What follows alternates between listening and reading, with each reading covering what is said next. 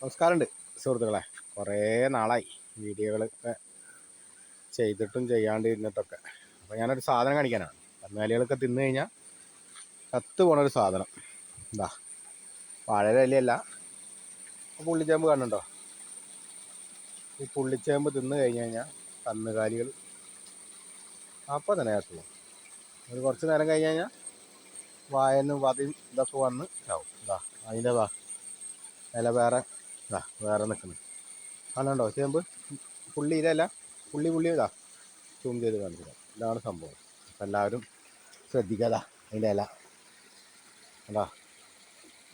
ഇത് പ്രശ്നമാണ്. പിന്നെ അതേമാതിരി ഈ ഇല ഈ ചെടിയായിട്ടും ഇലച്ചെടികളൊക്കെ ആയിട്ട് വെക്കാറുള്ളതാണ് പല സ്ഥലങ്ങളിലൊക്കെ. കാണുന്നുണ്ടാവും വിചാരിക്കുന്നത്.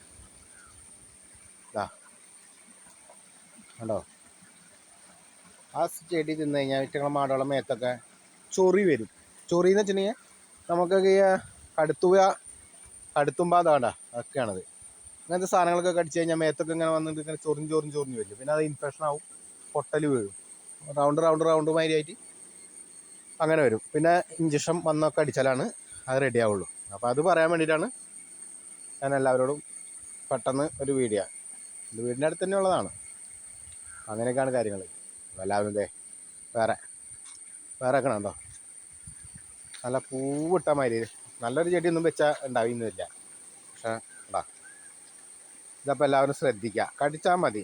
അത് മാത്രമല്ല, മാടുകൾക്ക് മാത്രമല്ല, നമുക്കൊക്കെ കേടുള്ള സാധനം തന്നെയാണ്. പിന്നെയും കുറേ ചെടികളുണ്ട്. ആനത്തട്ടവാടി ഉണ്ട്. പിന്നെന്താ പറയുക, വേറൊരു പുള്ളിച്ചേമ്പുമായി വേറൊരു സാധനമുണ്ട്.